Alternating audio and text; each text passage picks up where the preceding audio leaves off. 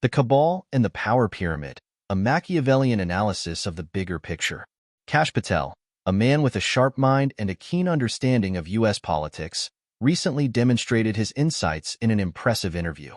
Yet, even as he dissects the machinations of political players in Washington, it becomes evident that he, like many others, might be looking at the Cabal from a perspective that's too narrow, too micro-focused.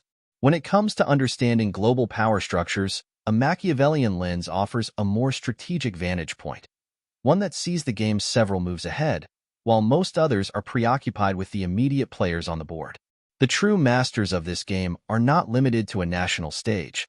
They operate across borders, with a reach that transcends the conventional political frameworks of any one country. The pyramid of power, seeing only the lower layers.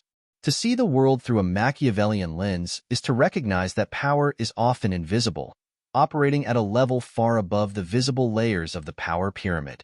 Most observers, even those like Patel with considerable intelligence and experience, tend to focus on the lower layers, those individuals and organizations that occupy the public eye and whose actions are immediately visible.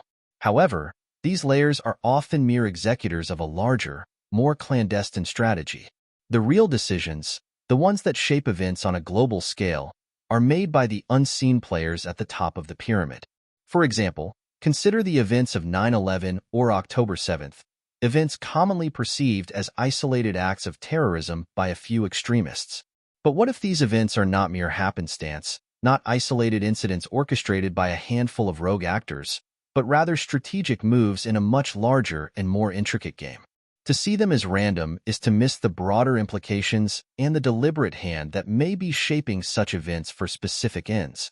The true power players, the Cabal, operate with a long-term vision, one that spans continents and decades. They are akin to chess masters, several moves ahead, maneuvering pieces that the rest of the world may perceive as autonomous actors. The illusion of enemies, how the Cabal controls all sides. One of the critical misconceptions that many people hold is the belief that global leaders are independent actors operating according to their own national interests. In reality, even figures like Donald Trump are not there by accident. The system owns all players, and while the public and the rest of the world may see them as enemies, the truth is far more complex. At the highest levels, behind closed doors, the United States, Russia, and China are not the adversaries they appear to be. Instead, they are part of the same pyramid of power, reporting to the same masters who dictate the terms of the global order. In this grand chess game, Trump, like all other leaders, is just another piece on the board. The Cabal places these figures in positions of power, giving them a script to follow. Their role is to maintain the illusion of opposition and conflict, distracting the masses from the real power dynamics at play. When a leader begins to deviate from the script or becomes a liability to the larger strategy, their fate is sealed. History is littered with examples. John F. Kennedy, who dared to challenge the established order, met a tragic end, as did Saddam Hussein, who once served the interests of those above but ultimately paid the price when he no longer conformed to the broader plan. The need for a broader, global perspective. Patel, in his sharp observations, captures much of the corruption and malfeasance in U.S. governance. Yet, he appears to focus mainly on the national level without delving deeply into how these actions connect with a larger global framework. A Machiavellian approach would compel one to look beyond the obvious and ask, who benefits from these events? What are the hidden hands guiding these seemingly disconnected actions? Consider the geopolitical aftermath of 9/11. While the world focused on the immediate horror and its perpetrators, the larger implications involved massive shifts in global alliances, changes in energy routes, the invasion of Iraq, and the creation of a surveillance state. These outcomes were not mere coincidences. They benefited specific entities, often transnational in nature, whose power relies on shaping global policy rather than national governance. The recent events of October 7th provide another example. These incidents, often dismissed as isolated acts of terrorism or regional conflicts, may in fact be strategic maneuvers in a much broader game plan that involves not just the Middle East but global energy markets, military alignments, and the balance of power in key regions like Asia and Europe.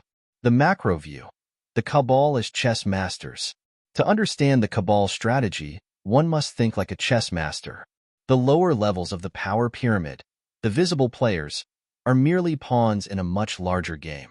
A Machiavellian thinker would recognize that these lower-level operatives, be they politicians, bureaucrats, or even corporate executives, are often unaware of the larger strategy they are part of. They are focused on their immediate goals, re-election, profit, personal gain, without understanding how their actions fit into a grander scheme. Even seemingly independent actors like Trump are part of this grander design. His rise to power, his unorthodox style, and his apparent opposition to the so-called deep state serve a purpose in the larger game plan orchestrated by the cabal. The public perceives conflict and division, but this is by design, a distraction to keep the focus away from the real power brokers at the top of the pyramid. The true masters of this game understand that the perception of opposition is often more valuable than actual conflict. It maintains the illusion of choice and autonomy, while the real decisions are made in backrooms far removed from public scrutiny. The importance of thinking several moves ahead. For someone like Patel, a sharper understanding of the cabal would require adopting a Machiavellian perspective, one that thinks several moves ahead and understands that the visible players are not the true powers. A more nuanced approach would look beyond the immediate actions of politicians or terrorists and ask who stands to gain from these events in the long term. The real masters of this game are not confined by national borders or conventional politics. They manipulate public perception, shape global narratives, and orchestrate events that align with their broader strategic goals. They understand that power is more effective when it is not seen, when the true agenda is buried beneath layers of plausible deniability and misinformation. Conclusion: escaping the micro-view. To truly understand the cabal's power, one must move beyond the micro-view, beyond the visible actions of the lower layers of the power pyramid. A Machiavellian perspective reveals that the real power lies in the ability to see the big picture, to anticipate several moves ahead, and to understand that what seems like chaos or random acts of violence may, in fact, be part of a deliberate and strategic design. Figures like Trump, who seem to be powerful players, are actually just actors following a script written by those who control the true levers of power. The moment they step out of line or challenge the narrative, they risk the fate of those who came before them. Leaders like JFK and Saddam Hussein, who were eliminated when they threatened to derail the larger plan. Kash Patel and others who focus on the national level would do well to expand their view, to consider how global events connect, and to understand that the true architects of power are those who play the game several steps ahead, moving unseen pieces on a much larger board.